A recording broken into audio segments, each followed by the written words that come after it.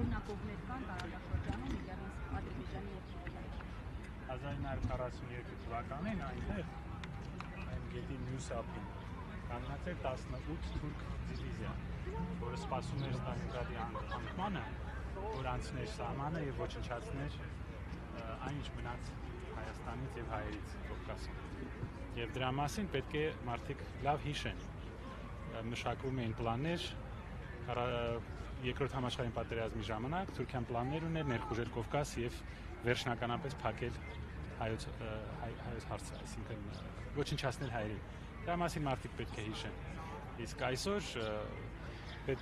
երևի ճիշտ կլինի չխոսալ այդ մարդկանց մասին, այսպես կոչված ղեկավարության մասին, այսօր հաղթանակի օր է, ոչ թե պարտության եւ դավաճանության օր է, սա մի քիչ ուրիշ ժանր է։ Այսօր մենք տոնում ենք մեր ընդհանուր հաղթանակը, հայ ժողովրդի, ռուս ժողովրդի, սովետական միության բոլոր ժողովուրդների եւ մեր դաշնակիցների, Անգլիայի եւ Միացյալ Նահանգների հաղթանակը, որտեղ սովետական միությունը ահռելի եւ գերիշխող դեր կատարեց, 27 միլիոն զոհ տվեց եւ կոտրեց փաստորեն Հիտլերի եւ նացիստական Գերմանիայի ողնաշարը։ Դա այն օրն էր, երբ որոշվեց Հայաստանի ապագան, հայ ժողովրդի ապագան։ Եվ հայ ժողովուրդը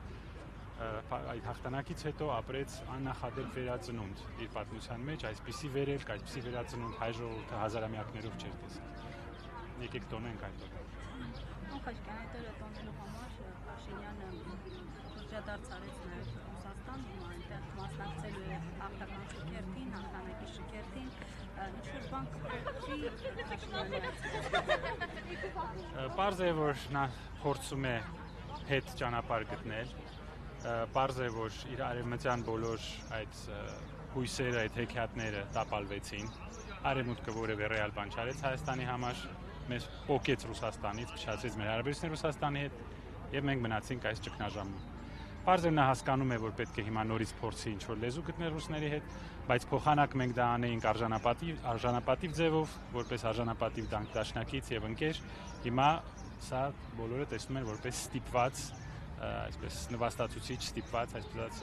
ծնկերի վրա հետ գալ Մոսկվա։ Եվ իր ներկայությունը այնտեղ դե մի անգամից երևում է, անգամ այդ կադրերից երևում է, որ նա ստիպված է այնտեղ լինել, նա ոչ մի բան չի հասկանում, ոչ մեծ հաղթանակից, ոչ ռուս ժողովրդի եւ հայ ժողովրդի բարեկամությունից նա ոչ մի բան չի հասկանում։ Դե ոչինչ, թող գոնե նստի, շատ չխոսա ռուսերեն ու մենք չխայտարարենք։ Անկաշկան օբյեկտիվ չեն նաև հակադարձությունները, ոչ միայն իշխանական, այլև հանրային տարբեր շրջանակների, որ Մոսկվան էլ մեզ համար լավ դաշնակից չէ։ Որպես ինչ-որ երկիրը ձեզ լավ դաշնակից լինի,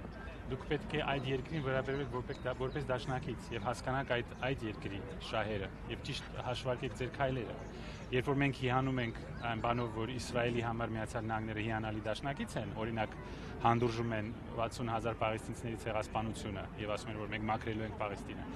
Իսրայելը երբևիցե չի բանտարկել Միացյալ Նահանգների գլխավոր հրամանատարին, երբ նա եկել է Իսրայել, չի ձերբակալել։ Իսրայելը երբևիցե Բայդենին կամ Տրամփին չի ստիպել սպասել Բաքվում։ Իսրայելը չի վիրավորել իր դաշնակցին եւ իր դաշնակցի թշնամիների հետ անընդհատ չի առնչվել։ Այսինքն հարաբերությունը փոխադարձ է լինում։ Եթե դուք այսպես վերաբերում եք ձեր դաշնակցին, ձեր դաշնակից այսպես կվերաբերվի ձեզ։ Եվ երկրորդը պետք է հասկանալ օբյեկտիվ իրականությունը։ Ռուսաստանը 30 երկրի հետ պատերազմ է մղում եւ հաղթում 30 երկրի դեմ։ Ռուսաստանը ծանր վիճակում է եւ հենց այդ ծանր վիճակից օգտվելով այս մարդը վազեց Պրագա, երբ որ ռուսների հետ քաշվեցին Խարկովի տակ, վազեց Պրագա եւ հանձնեց Ղարաբաղը։ Իր կողքը նստած էր մեր շատ սիրելի արևմտյան հասարակության ամենակարկառուն երկրներից մեկը, Մակրոնը։ Այսինքն նրանք հանձնեցին մեր ժողովուրդը,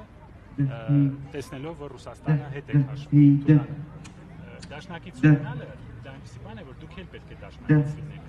ձեր դաշնակցի համար։ Եվ դուք երբ որ հանձնում եք ձեր սեփական ժողովրդին,